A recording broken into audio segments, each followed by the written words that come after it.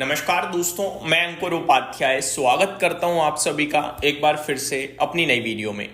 बाजार में शानदार एक्शन लौटते हुए दिख रहा है और आज का एक्शन ब्रॉडर मार्केट में है। ऐसा नहीं है कि कुछ पर्टिकुलर स्टॉक्स में ही है, पूरी तरीके से निफ्टी बढ़िया कर रहा है, मिड कैप अच्छा कर रहा है, स्मॉल कैप में तेजी है, सेंसेक्स, बैंक निफ्टी चौतरफा हरियाली है, मार्केट ब्रेथ भी अच्छी है। पहले मैं आपको कुछ अपडेट देना चाहूंगा। कल मैंने ऑप्शन चेन का डेटा शेयर किया, काफी लोगों को पसंद आया। डिटेल में डिस्कस किया था कि नीचे 25,700 ब्रेक नहीं होना चाहिए क्योंकि पुट राइटिंग अच्छी खासी है और ऊपर में 26,000 पे पुट राइटिंग अच्छी खासी है। साथ ही साथ 25,900 पे भी पुट राइटिंग कॉल राइटिंग है, सॉरी 25,900 का कॉल राइटर इस समय पूरी तरीके से ट्रैप है और करंट सिचुएशन ये बन रही है कि 25,900 पे जो पुट राइटर है वो 2 करोड़ से ज्यादा एक्टिव हो चुके हैं। यानी कि आज बाजार में फुल फ्लेज तेजी करने का मूड बन गया है जो ट्रेडर्स हैं। मतलब आज में सारी पोजीशन खड़ी कर दी है। पुट राइटिंग 2.2 करोड़ से ज्यादा कॉन्ट्रैक्ट आज ही खड़े हो गए हैं, जिसकी वजह से आज के हिसाब से, और कल अब एक्सपायरी बहुत नजदीक है, मेरे को लगता है 25,900 नीचे में ब्रेक नहीं होना चाहिए जिस हिसाब से बाजार ऊपर आ रहा है। और कहीं ना कहीं 26,000 के कॉल राइटर के दिमाग में भी अब ये चल रहा होगा कि यार कहीं ये भी पार ना हो जाए, मैं निकल ना जाऊं, जिसकी वजह से वो 26,000 का जो कॉल राइटर है ना, वो अपनी पोजीशन धीरे धीरे कम कर रहा है और पुट राइटर एग्रेसिव हो रहा है और बाजार ऊपर जा रहा है।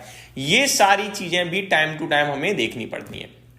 तो बाजार में पूरा का पूरा माहौल बदल गया है एक ही दिन में। ये सब क्यों हुआ? क्योंकि खबर आ रही है यूएस और चाइना के बीच में पूरी तरीके से चीजें क्लियर हो गई हैं, बातचीत हो गई है और अब गुरुवार थर्सडे को आपके लिए अपडेट आ सकती है जो भी उन्होंने सेटलमेंट करा है उसको लेकर। और यही बाजार को काफी पसंद आ रहा है, जिसकी वजह से अमेरिका में तेजी दिख रही है आप सभी को, एशियन मार्केट्स में तेजी दिख रही है और अपना भारतीय बाजार भी कमाल करता हुआ दिख रहा है। पहले अपडेट देना चाहूंगा, निफ्टी 25,960 पे खड़ा है, 170 पॉइंट्स की तेजी है। मैं ये कहूंगा जब तक 25,900 ब्रेक ना करे अब तब तक आप लॉन्ग बैठे रहो, सिंपल। 25,900 भी मुझे नहीं लगता कि निफ्टी ब्रेक करेगा। तो ये मेरी तरफ से एक अपडेट हो गई पहले तो निफ्टी पे। बाकी Sensex, bank Nifty, small cap, mid cap सब ऑलमोस्ट 0.6 to 0.7% की तेजी में दिख रही हैं। मार्केट ब्रेथ 900 शेयर्स नेगेटिव हैं, 1750 शेयर पॉजिटिव हैं एनएसई पे और बीएसई पे भी आंकड़ा काफी अच्छा ही दिख रहा है अभी तो। सेक्टर स्पेसिफिक एक भी सेक्टर ऐसा नहीं है जो लाल निशान में हो, सब हरे निशान में, सब में तेजी है। 3 सेक्टर में 1% से ज्यादा की तेजी है, रियल एस्टेट, पीएसयू बैंक्स और मेटल्स, इनमें कमाल की तेजी देखने को मिल रही है। उसके बाद मिड कैप, सिलेक्ट, आईटी और बैंक निफ्टी भी अच्छा कर रहे हैं। आईटी से कोफोर्ज के नंबर्स आए थे और आपसे कहा भी था नंबर्स पॉजिटिव साइड पे ही हैं और ये मैंने हर बार आपसे कहा कि मिड कैप में कोफोर्ज का मेरे को कोई मुकाबला ही नहीं लग रहा इस समय और बहुत ही कमाल की कंपनी है। जब गिरे तब निवेश के मौके तलाशें। 4.5% आज बढ़िया एक्शन में दिख रहा है कोफोर्ज का शेयर। आगे बढ़ते हैं दोस्तों, टॉप गेनर्स की तरफ एक बार देखते हैं। RR Kabel, Welspun corp, Coforge, FSL, credit access Grameen, ये कुछ स्टॉक्स हैं जो अच्छा करते हुए दिख रहे हैं। गिरावट हो रही है जेन टेक्नोलॉजीज में, नंबर्स भी वीक थे, डिस्कस भी करे थे। ओला इलेक्ट्रिक नीचे आया बट क्या ही बात करें इसके बारे में, 0.4% नीचे है। सीईएससी 3.25% नीचे। एसबीआई कार्ड खराब नंबर्स की वजह से 2.5% नीचे। फ्लोरोकैम में भी 2.5% की गिरावट देखने को मिल रही है। जिनके नतीजे आए थे एक बार उनका अपडेट देना चाहूंगा आप सभी को। सबसे पहले बात करना चाहूंगा दोस्तों जेन टेक्नोलॉजीज, इसके बारे में डिस्कस किया था, नंबर्स भी वीक थे, 0.5% नीचे है।